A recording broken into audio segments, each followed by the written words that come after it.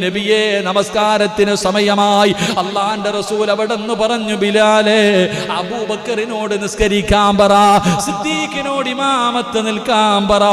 പടച്ചവനെ, പ്രവാചകൻ ഇത് പറഞ്ഞു കഴിയുമ്പോ മസ്ജിദ് നബവിക്കകത്തൊരു കരച്ചിൽ കേൾക്കുകയാ. അല്ലാഹുവേ, ബിലാൽ തങ്ങളെ നിലവിളിക്കുകയാണ്. സ്വഹാബത്ത് ചോദിക്കുന്നു, എന്തേ ബിലാലെ? റസൂലുള്ളാഹിക്ക് എഴുന്നേക്കാൻ കഴിയുന്നില്ല. അബൂബക്കർ തങ്ങളോട് ഇമാമത്ത് നിൽക്കാൻ പറഞ്ഞിരിക്കുകയാണ്. ഇത് പറഞ്ഞു കഴിയുമ്പോ മസ്ജിദ് നബവിക്കകത്ത് സഹാബത്തിന്റെ കൂട്ടക്കരച്ചലാ. അല്ലാഹുവിന്റെ റസൂല് ചോദിക്കുന്നു, ആയിഷ, എന്തേ ശബ്ദം കേൾക്കുന്നത്? അങ്ങ് നമസ്കരിക്കാൻ പോകാത്തത് കാരണം സ്വഹാബത്ത് കിടന്ന് കരയുകയാണ് നബിയേ.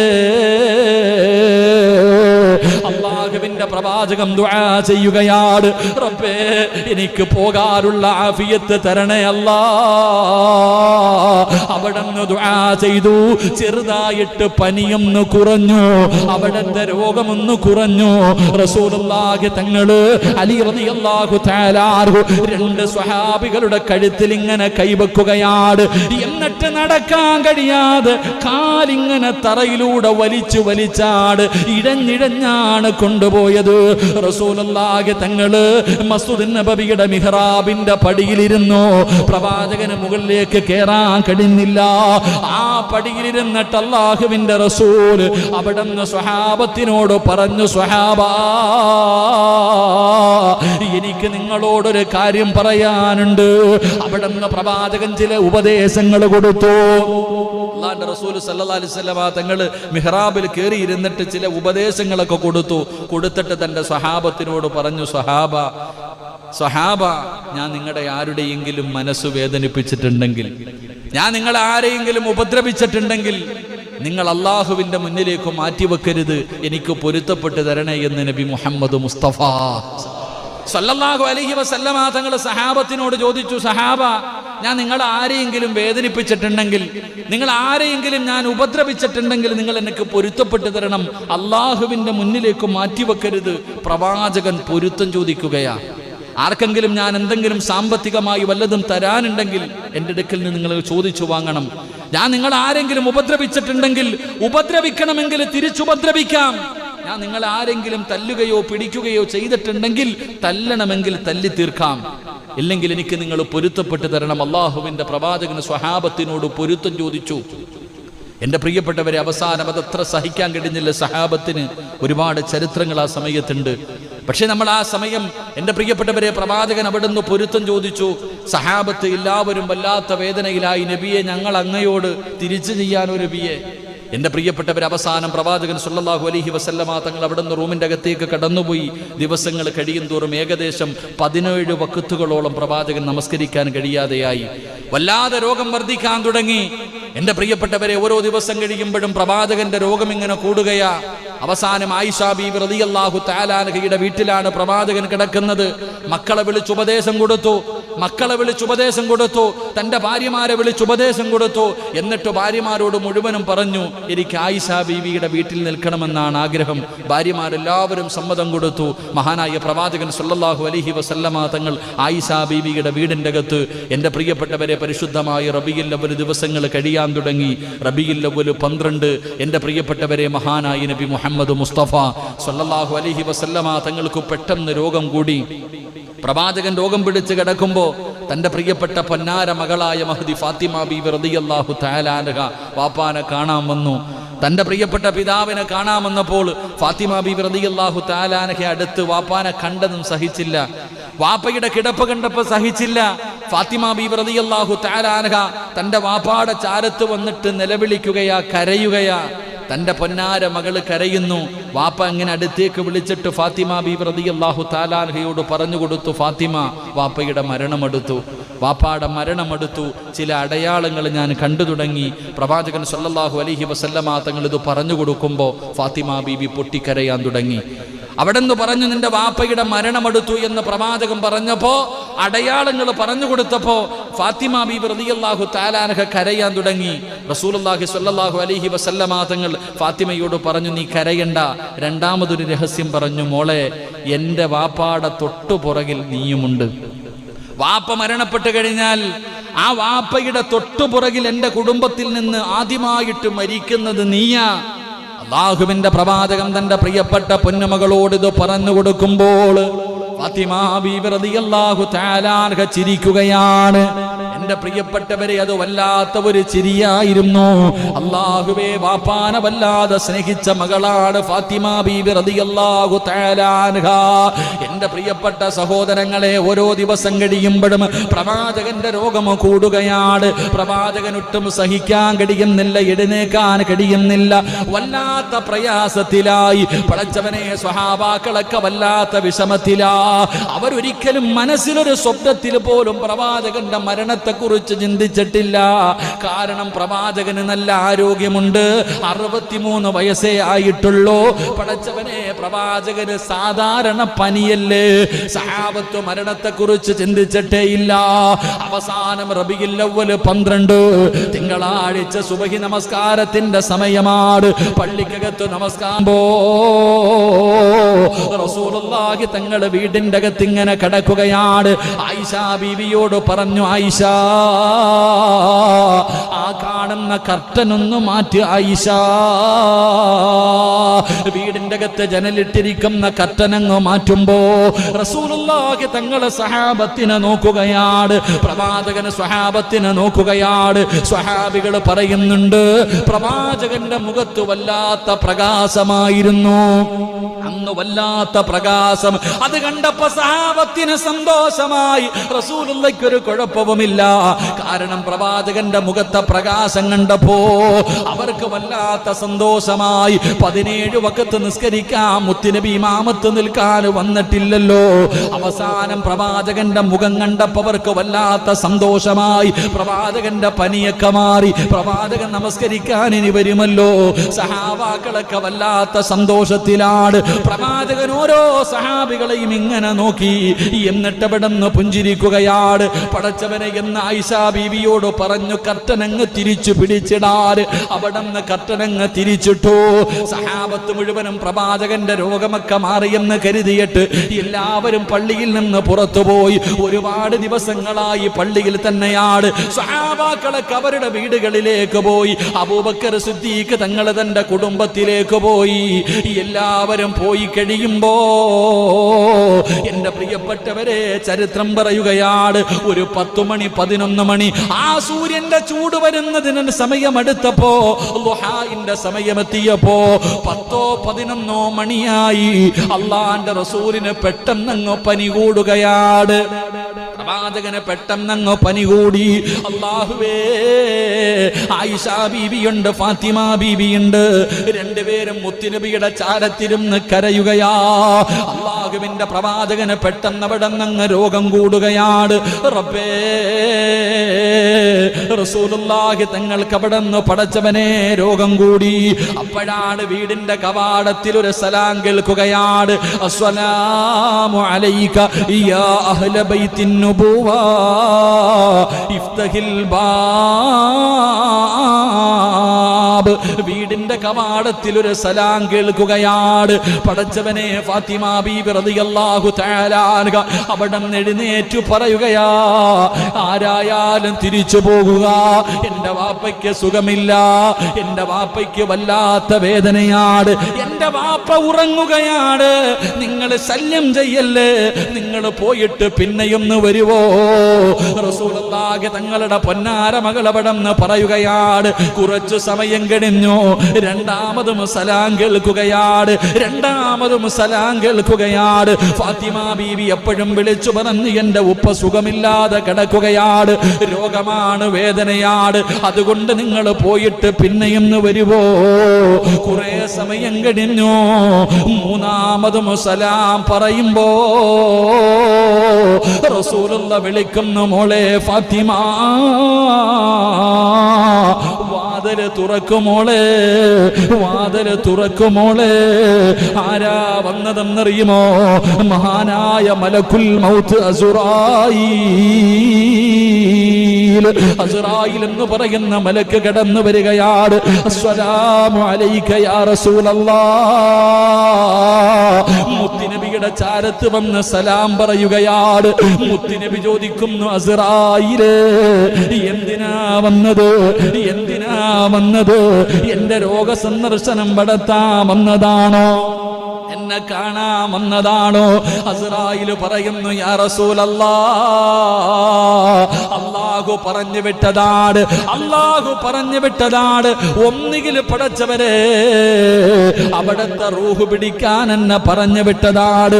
അങ്ങ് അനുവാദം തന്നാൽ അങ്ങയുടെ റൂഹ് പിടിക്കാൻ, ഇല്ലെങ്കിൽ അങ്ങയെ കണ്ടിട്ട് തിരിച്ചു പോകാൻ അല്ലാഹു പറഞ്ഞിരിക്കുകയാ.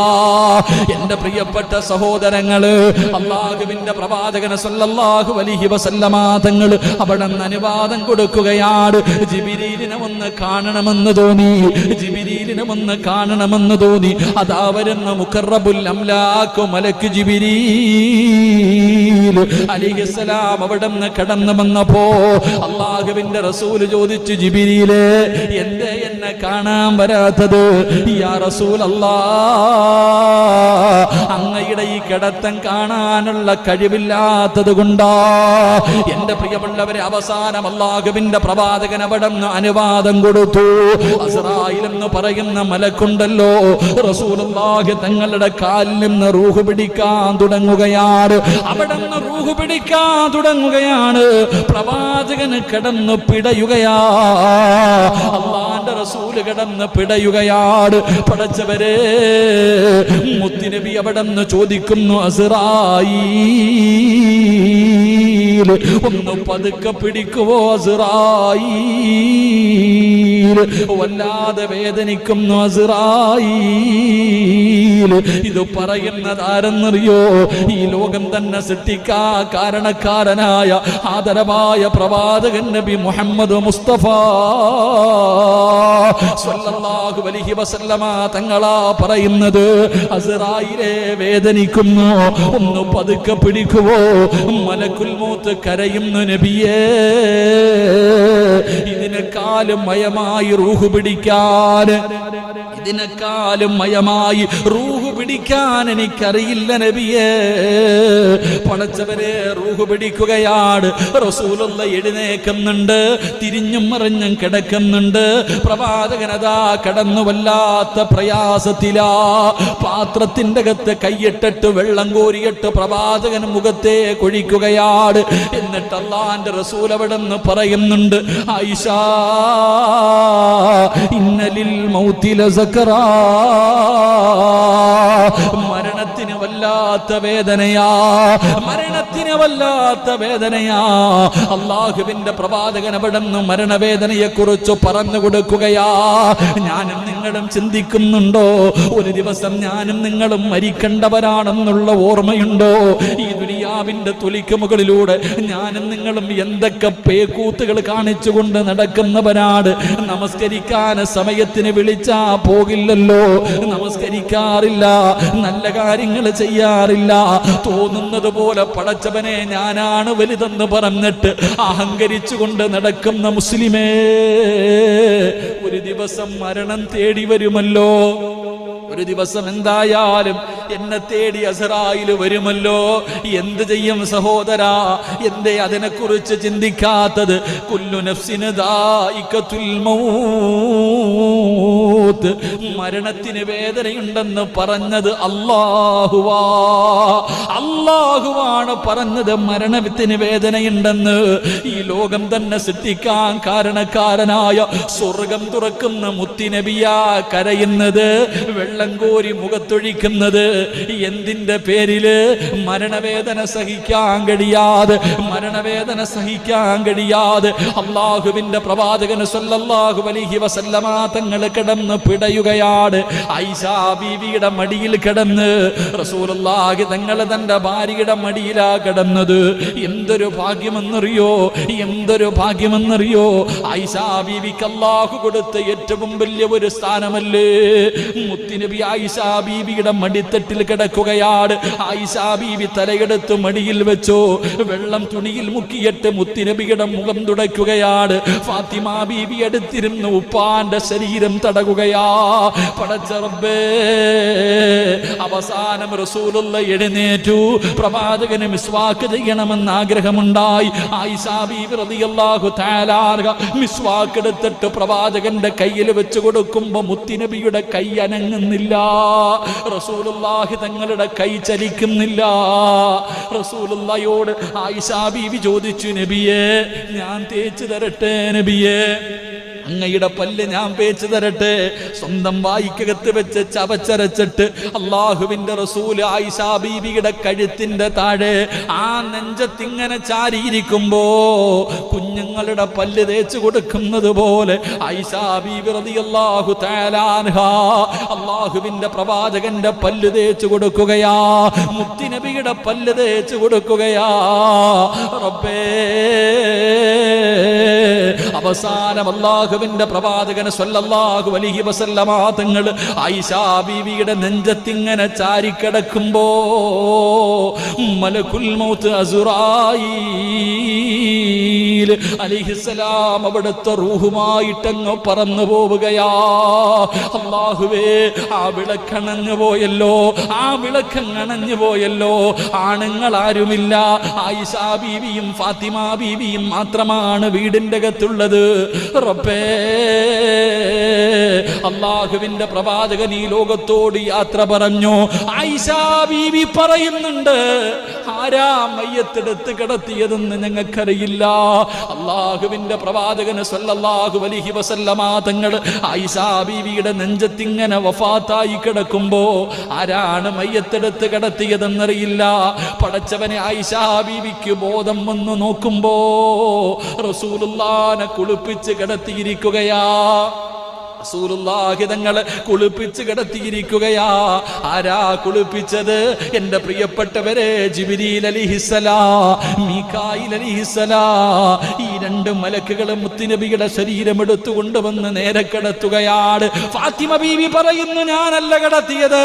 ആയിഷാ ബീവി പറയുന്നു, എനിക്കറിയില്ല. മലക്കുകൾ എടുത്തു കൊണ്ടുവന്ന് കിടത്തുകയാണ്. സുബ്ഹാനല്ലാഹ്, മുത്തുനബിയുടെ വീടിന്റെ അകത്തിരുന്നൊരു നിലവിളിയാണ്. റസൂലുള്ളാഹി തങ്ങളുടെ വീടിന്റെ അകത്ത് നിന്ന് നിലവിളി കേൾക്കുമ്പോ മദീന തേങ്ങുകയാണ്. കേട്ടവർ കരയുകയാണ്. അല്ലാഹുവിന്റെ പ്രവാചകന് വഫാത്ത എന്ന വാർത്തയുണ്ടല്ലോ, കാട്ടുതീ പോലെ പടരുമ്പോ അല്ലാഹുവേ, മഹാനായ സയ്യിദുനാ ഉസ്മാൻ ഇബ്നു അഫ്ഫാൻ റളിയല്ലാഹു തആല അൻഹു പിടഞ്ഞു വീണുപോയി. അല്ലാഹുവിന്റെ റസൂൽ വഫാത്ത എന്ന് പറയുമ്പോ ഉസ്മാൻ തങ്ങൾ പിടഞ്ഞു വീഴുകയാ. അലിയാർ തങ്ങൾ നാവ് പൊങ്ങുന്നില്ല, അലിയാർ തങ്ങളുടെ നാവ് പൊങ്ങുന്നില്ല. മസ്ജിദുൻ നബവിയിൽ പലരും തളർന്നു വീണുപോയി. റസൂലുള്ളാഹി വഫാത്ത എന്ന് പറയുമ്പോ പടച്ചവനെ, എല്ലാവരും താങ്ങാൻ കഴിയാത്ത വേദനയാണ്. പലരുടെയും നാവ് പൊങ്ങുന്നില്ല. റസൂലുള്ളാഹി വഫാത്ത എന്ന് പറയുമ്പോ പടച്ചവനെ, എല്ലാവരും താങ്ങാൻ കഴിയാത്ത വേദനയാണ്. പലരുടെയും നാവ് പൊങ്ങുന്നില്ല, പലരും സംസാരിക്കുന്നില്ല. പടച്ചവനെ, മസ്ജിദുൻ നബവിയിലേക്ക് എല്ലാവരും ഓടുകയാണ്. മുത്തുനബിയുടെ വീട്ടിലേക്ക് ഓടുകയാണ്. ആരോ പറഞ്ഞു, അല്ലാഹുവിന്റെ റസൂൽ വഫാത്ത എന്ന്. മഹാനായ സയ്യിദുനാ ഉമർ ഇബ്നുൽ ഖത്താബ് റളിയല്ലാഹു തആല അൻഹു. എൻ്റെ പ്രിയപ്പെട്ടവരെ, ചരിത്രം പറയുകയാണ്. മഹാനായ ഉസ്മാൻ തങ്ങൾ രണ്ട് സ്വഹാബികളുടെ തോളിൽ ഇങ്ങനെ പിടിച്ചിട്ട് കാലിഴച്ചുകൊണ്ടാണ് മുത്തുനബിയുടെ വീട്ടിലേക്ക് വരുന്നത്. അലിയാർ തങ്ങൾ മിണ്ടുന്നു. സ്വഹാബത്ത് മുഴുവനും കരച്ചലാണ്. ഒരു മനുഷ്യനും പരസ്പരം സംസാരിക്കുന്നില്ല. ആ സമയത്താണ് ഉമർ വരുന്നത്. മഹാനായ സയ്യിദുനാ ഉമർ ഇബ്നുൽ ഖത്താബ് റളിയല്ലാഹു തആല അൻഹു ഊരിപ്പിടിച്ച വാളുമായി കടന്നു വരികയാ. ഒരു ഭ്രാന്തനെ പോലെ, ബോധം നഷ്ടപ്പെട്ടു പോയ മനുഷ്യനെ പോലെ വാള് കൊണ്ടുവന്ന് മുത്തുനബിയുടെ വീടിന്റെ മുന്നിൽ വന്നിട്ട് അവിടെ നിന്ന് പറയുകയാ, റസൂലുള്ളാഹി ഉറങ്ങുകയാ. റസൂലുള്ള ഉറങ്ങുകയാ. മൂസാ നബി 40 ദിവസം അല്ലാഹനെ കാണാൻ പോയതുപോലെ എന്റെ മുത്തുനബി പോയിട്ട് തിരിച്ചു വരും. ആരെങ്കിലും അല്ലാഹന്റെ റസൂല് വഫാത്താ എന്ന് പറഞ്ഞാ അവന്റെ തലയെടുക്കുമെന്ന് വാള് കയ്യിൽ പിടിച്ചുകൊണ്ട് പടച്ചവരെ അങ്ങോട്ടും ഇങ്ങോട്ടും നടക്കുകയാണ്. അബൂബക്കർ തങ്ങളില്ലായിരുന്നു. തന്റെ അകന്ന തടച്ചവനെ തന്റെ വീട്ടിൽ പോയിരുന്നു. അകന്നൊരൽത്ത സ്ഥലത്തൊരു ഭാര്യ ഉണ്ടായിരുന്നു. അവിടെയാണ് മഹാനായ അബൂബക്കർ സിദ്ദീഖ് തങ്ങൾ പോയത്. അവസാനം അവിടെ നിന്ന് മരണവാർത്ത അറിഞ്ഞപ്പോ അബൂബക്കർ സിദ്ദീഖ് റളിയല്ലാഹു തആല അൻഹു കടന്നു വരികയാ. പടച്ചവരെ, അവിടെ നിന്ന് മുത്തുനബിയുടെ വീടിന്റെ മുന്നിലെത്തി. അബൂബക്കർ സിദ്ദീഖ് റളിയല്ലാഹു തആല അൻഹു തന്റെ ഒട്ടകത്തിന്റെ മുകളിൽ നിന്ന്, തന്റെ കുതിരയുടെ മുകളിൽ നിന്ന് ചാടിയിറങ്ങിയിട്ട് മുത്തുനബിയുടെ വീടിന്റെ അകത്തേക്ക് കടന്നുപോയി. പുതച്ചു കിടത്തിയിരിക്കുകയാ. അല്ലാഹുവിന്റെ പ്രവാചകനെ പുതച്ചു കിടത്തിയിരിക്കുകയാ. അബൂബക്കർ സിദ്ദീഖ് റളിയല്ലാഹു തആല അൻഹു മുത്തുനബിയുടെ മുഖത്തിട്ടിരുന്ന തുണിയങ്ങ് മാറ്റുമ്പോ, നബിയുടെ മുഖത്തിട്ടിരുന്ന ആ തുണി എങ്ങു മാറ്റുമ്പോ സുബ്ഹാനല്ലാഹ് മുട്ടുകുത്തി അങ്ങ് താഴെ വീഴുകയാ. റസൂലുള്ളാഹി സ്വല്ലല്ലാഹു അലൈഹി വസല്ലമ തങ്ങളുടെ ആ മുഖം കണ്ടപ്പോ അവിടെ നിന്ന് മുട്ടുകുത്തിയിട്ട് നിലവിളിച്ചങ്ങ് താഴെ വീഴുകയാണ്. എന്നിട്ട് റബ്ബേ, അബൂബക്കർ സിദ്ദീഖ് റളിയല്ലാഹു തആല അൻഹു അവിടെ നിന്ന് പ്രവാചകനോട് ചോദിക്കുന്നു, നബിയേ, എന്തൊരു ചിരിയാ നബിയേ, എന്തൊരു പ്രകാശമാ നബിയേ. മുത്തുനബിയുടെ മുഖത്തെ ചിരി കണ്ടിട്ട് മഹാനായ അബൂബക്കർ സിദ്ദീഖ് റളിയല്ലാഹു തആല അൻഹു അവിടെന്ന് പറയുകയാ, എൻ്റെ പ്രിയപ്പെട്ടവരെ, അല്ലാഹുവിൻ്റെ പ്രവാചകന്റെ വഫാത്ത് സ്വഹാബത്തിനെ എത്ര വേദനിപ്പിച്ചു എന്ന് നമുക്കൊരിക്കലും ചിന്തിക്കാൻ കഴിയില്ല. അവിടെന്ന് ചരിത്രത്തിൽ കാണാം, റസൂലുള്ളാഹി സ്വല്ലല്ലാഹു അലൈഹി വസല്ലമ തങ്ങൾക്ക് ഖൈബർ യുദ്ധത്തിന്റെ വേളയിൽ ഒരു കഴുതയെ കിട്ടി. മനുഷ്യന്റെ കാര്യം പോകട്ടെ, യൗഫർ എന്ന് പറയുന്ന ഒരു കഴുതയുണ്ടായിരുന്നു. അത് ഖൈബർ യുദ്ധത്തിൽ നിന്ന് അല്ലാഹുവിന്റെ റസൂലിന് കിട്ടിയതാണ്. പടച്ചവനെ, പ്രവാചകന് ആരെയെങ്കിലും വിളിക്കണമെന്ന് പറഞ്ഞാൽ ഈ കഴുതയോട് പറയും. പ്രവാചകനോട് ആ കഴുത സംസാരിക്കുമായിരുന്നു. ആരെയെങ്കിലും വിളിക്കണമെന്ന് പറഞ്ഞാ ഈ കഴുത വീടിന്റെ മുന്നിൽ പോയി നിൽക്കും. ഈ കഴുതയെ കണ്ടാൽ അല്ലാഹുവേ, വീട്ടുകാര് മുത്തുനബിയുടെ മുന്നിൽ വരുമായിരുന്നു. എൻ്റെ പ്രിയപ്പെട്ട സഹോദരങ്ങളെ, ചരിത്രം പറയുകയാ, റസൂലുള്ളാഹി തങ്ങൾ വഫാത്തായപ്പോ, മുത്തുനബിയുടെ മരണവാർത്ത അറിഞ്ഞപ്പോ ഈ കഴുത സഹിക്കാൻ കഴിയാതെ മുത്തുനബിയുടെ വഫാത്ത് കേട്ടപ്പോ അവിടെ നിന്ന് കിണറ്റിലേക്ക് വീണു മരിച്ചുപോയി. എൻ്റെ പ്രിയപ്പെട്ടവരെ, ചരിത്രം പറയുകയാ, അതുപോലെ പ്രവാചകന് ഒരു ഒട്ടകമുണ്ടായിരുന്നു. ഖൽബ എന്ന് പറയുന്ന ഒരു ഒട്ടകമുണ്ടായിരുന്നു. പടച്ചവനെ, മുത്തുനബി വഫാത്തായെന്ന് കേട്ടപ്പോ പിന്നെ ഭക്ഷണം കഴിക്കാതെ വെള്ളം കുടിക്കാതെ അവിടെ നിന്ന് പട്ടിണി കിടന്ന് മരിച്ചുപോയെന്ന് ചരിത്രം പറയുകയാ. മൃഗങ്ങളുടെ അവസ്ഥ ഇങ്ങനെയാണ്. പടച്ചവനെ, സ്വഹാബത്ത് മുഴുവനും കരഞ്ഞു വിളിച്ചുകൊണ്ട് പ്രയാസത്തിന്റെ നടുവിലിരിക്കുകയാണ്. ഉമർ തങ്ങൾ വാള് പിടിച്ചുകൊണ്ട് നടക്കുകയാണ്. എന്ത് ചെയ്യണമെന്നൊരു മനുഷ്യനും അറിയില്ല. മഹാനായ സയ്യിദുനാ അബൂബക്കർ സിദ്ദീഖ് റളിയല്ലാഹു തആല അൻഹു മുത്തുനബിയുടെ മുന്നിൽ നിന്ന് എഴുന്നേറ്റു. നേരെ മസ്ജിദ് നബവിയുടെ മിഹ്റാബിലേക്ക് കയറി. അല്ലാഹുവേ, പള്ളിക്കകത്ത് ചെന്ന് മിഹ്റാബിന്റെ മുകളിൽ കയറി. സ്വഹാബത്ത് മുഴുവനും പള്ളിയുടെ 4 ഭാഗത്തും തളർന്നു കിടക്കുകയാണ്. ഉമർ ഇബ്നുൽ ഖത്താബ് റളിയല്ലാഹു തആല അൻഹു ഈ ഇടത് കൈ ഇങ്ങനെ പുറകിൽ കെട്ടിയിട്ട് വാളും കയ്യിൽ പിടിച്ചുകൊണ്ട് അങ്ങോട്ടും ഇങ്ങോട്ടും നടക്കുകയാണ്. അബൂബക്കർ സിദ്ദീഖ് റളിയല്ലാഹു തആല അൻഹു അവിടെന്ന് പറഞ്ഞു, ഇജ്ലിസ് യാ ഉമർ, ഉമറേ ഇരിക്കുമറേ, ഉമറേ ഇരിക്കുമറേ. പക്ഷേ അബൂബക്കർ സിദ്ദീഖ് തങ്ങൾ പറയുമ്പോ ഉമർ തങ്ങൾ കേൾക്കുന്നില്ല. രണ്ടാമതും പറഞ്ഞു, ഉമറേ ഇരിക്കുമറേ. എന്നിട്ടും കേൾക്കാതെ വന്നപ്പോ മൂന്നാമത് അവിടെ നിന്ന് പറഞ്ഞു, ശക്തിയോടെ പറഞ്ഞു, ഇരിക്കുമറേ. ഉമർ ഇബ്നുൽ ഖത്താബ് തങ്ങൾ അവിടെ ഇരിക്കുമ്പോ അബൂബക്കർ സിദ്ദീഖ് റളിയല്ലാഹു തആല അൻഹു പരിശുദ്ധമായ ഖുർആനിൽ 2 ആയത്താണ് ഓതിയത്. പള്ളിയുടെ മിഹ്റാബിൽ കയറി നിന്നു.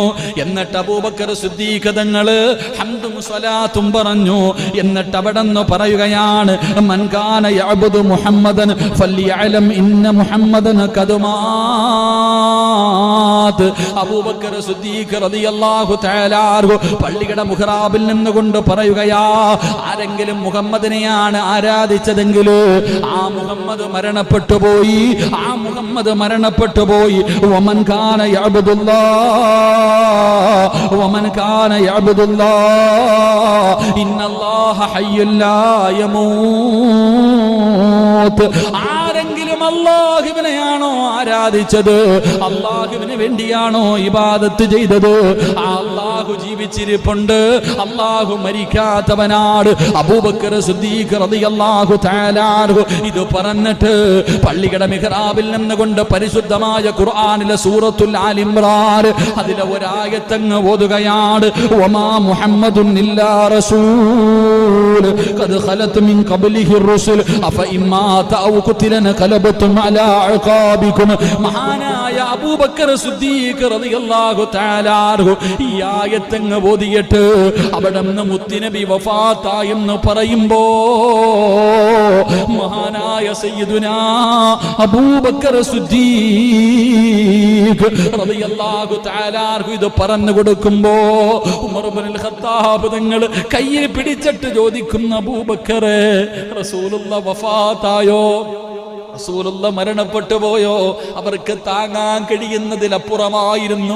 പടച്ചവനെ ചരിത്രം പറയുകയാണ്, പടച്ചവനെ കയ്യിൽ കത്തിയും പിടിച്ചുകൊണ്ടിരുന്ന ഒരു മനുഷ്യനോടാണ് മുത്തുനബി വഫാത്തായെന്ന് പറഞ്ഞപ്പോ രണ്ട് കണ്ണുമങ്ങ് ചൂടുന്നെടുത്തു. ആരോ ഒരാള് പറഞ്ഞു അല്ലാഹുവിന്റെ റസൂല് വഫാത്തായെന്ന്. ഈ മനുഷ്യൻ ചോദിച്ച് സത്യമാണോ? രണ്ടാമതും ചോദിച്ചു മുത്തുനബി വഫാത്തായോ?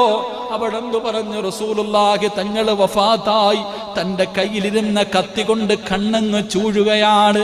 റസൂലുള്ളാഹി തങ്ങളില്ലാത്ത മദീന എനിക്കിനി കാണണ്ട, മുത്തുനബി ഇല്ലാത്ത ഈ നാടെനിക്ക് കാണണ്ട. എന്റെ പ്രിയപ്പെട്ടവരെ, പ്രവാചകൻ അവിടുന്ന് ലോകത്തോട് യാത്ര പറഞ്ഞു. ഇനി എന്ത് ചെയ്യണമെന്ന് ആർക്കും അറിയില്ല. ഒരു പ്രവാചകനാണ് വഫാത്തായിരിക്കുന്നത്, എന്ത് ചെയ്യണമെന്ന് ആർക്കും അറിയില്ല. ഇസ്ലാമിന് നേതാവില്ലാതെയായി. പടച്ചവനെ, അങ്ങനെ പ്രവാചകന്റെ ജനാസ 3 ദിവസം അതുപോലെ തന്നെ ഇരിക്കുകയാ. ചരിത്രം പറയുന്നു. അള്ളാഹു നമുക്ക് ഈമാൻ നൽകി അനുഗ്രഹിക്കുമാറാകട്ടെ. ഒരു പ്രവാചകൻ മരിച്ചാൽ എന്ത് ചെയ്യണമെന്ന് ആർക്കും അറിയില്ല. ഒരാള് പ്രവാചകൻ സല്ലല്ലാഹു അലൈഹി വസല്ലമ തങ്ങള് എന്ത് ചെയ്യണമെന്ന് ആർക്കും അറിയില്ല. പ്രവാചകൻ ഒരു ഖലീഫയെ പറഞ്ഞിട്ടുമില്ല. എന്റെ പ്രിയപ്പെട്ടവരെ, അള്ളാഹുവിന്റെ റസൂൽ സല്ലല്ലാഹു അലൈഹി വസല്ലമ തങ്ങൾ വഫാത്തായി. അത് കഴിഞ്ഞപ്പോ സ്വഹാബത്തിന്റെ ഇടയിൽ ഒരു ഖലീഫ വേണം. അപ്പോ മുഹാജിറുകൾ പറഞ്ഞു, ഞങ്ങളുടെ ഭാഗത്ത് നിന്നൊരു ഖലീഫയെ തെരഞ്ഞെടുക്കാം. അൻസാറുകൾ പറഞ്ഞു, ഞങ്ങളുടെ ഭാഗത്ത് നിന്നെടുക്കാം. അങ്ങോട്ടും ഇങ്ങോട്ടും ചർച്ചയായി. തീരുമാനമാകാതെ ദിവസങ്ങൾ 3 ദിവസത്തോളം ഈ ചർച്ച ഇങ്ങനെ നീണ്ടുപോയി. അവസാനം എന്റെ പ്രിയപ്പെട്ടവരെ, മഹാനായ പ്രവാചകൻ നബി മുഹമ്മദ് മുസ്തഫ സല്ലല്ലാഹു അലൈഹി വസല്ലമ തങ്ങളുടെ കാത്തിബുൽ വഹി എന്നറിയപ്പെടുന്ന പ്രവാചകൻ സല്ലല്ലാഹു അലൈഹി വസല്ലമ തങ്ങളുടെ ഏറ്റവും കാര്യങ്ങൾ ഖുർആനിന്റെ ആയത്തുകൾ എഴുതി വെക്കുന്ന സ്വഹാബി പറഞ്ഞു, അൻസ്വാറുകളോട് പറഞ്ഞു കൊടുത്തു, മുഹാജിറിന്റെ ഭാഗത്ത് നിന്നാണ് ഒരു ഖലീഫയെ തെരഞ്ഞെടുക്കേണ്ടത്. അങ്ങനെ മഹാനായ സയ്യിദുനാ അബൂബക്കർ സിദ്ദീഖ് റളിയല്ലാഹു തആല അൻഹുവിന്റെ പേര് പറഞ്ഞു. അങ്ങനെ അബൂബക്കർ തങ്ങളെ ഖലീഫയായി തെരഞ്ഞെടുത്തു. എൻ്റെ പ്രിയമുള്ള സഹോദരങ്ങളെ, അബൂബക്കർ സിദ്ദീഖ് തങ്ങൾ പറഞ്ഞു, ഒരു പ്രവാചകൻ എവിടെ കടന്നാണോ മരിക്കുന്നത് അവിടെയാണ് ഖബറടക്കേണ്ടത്. അങ്ങനെ അള്ളാഹുവിൻ്റെ റസൂൽ സല്ലല്ലാഹു അലൈഹി വസല്ലമ തങ്ങളുടെ വീടിൻ്റെ അകത്ത് തന്നെ മഹാനായ അബൂ തൽഹ റളിയല്ലാഹു തആല അൻഹു ഖബർ കുടിച്ചു. മഹാനായ തൽഹ, അബൂ തൽഹത്തുൽ അൻസാരി റളിയല്ലാഹു തആല അൻഹു, ആ സ്വഹാബിയാണ് അവിടെ നിന്ന് ഖബർ കുഴിച്ചത്. മഹാനായ പ്രവാചകൻ സല്ലല്ലാഹു അലൈഹി വസല്ലമ തങ്ങളുടെ ജനാസ കുളിപ്പിച്ചത് മഹാനായ സയ്യിദുനാ അലി ഇബ്നു അബീ ത്വാലിബ് റളിയല്ലാഹു തആല അൻഹു, അബ്ബാസ് റളിയല്ലാഹു തആല അൻഹുവിൻ്റെ മക്കൾ. അങ്ങനെ അവർ 5 or 6 പേരാണ് അള്ളാഹുവിൻ്റെ റസൂൽ സല്ലല്ലാഹു അലൈഹി വസല്ലമ തങ്ങളുടെ മയ്യത്ത് കുളിപ്പിച്ചത്. അവിടുത്തെ കഫം പൊതിഞ്ഞു. എൻ്റെ പ്രിയപ്പെട്ടവരെ, പ്രവാചകന്മാരുടെ മയ്യത്ത് നമസ്കാരത്തിന് ഇമാമില്ല, എല്ലാവരും സ്വന്തം നിസ്കരിക്കണം. അങ്ങനെ പ്രവാചകൻ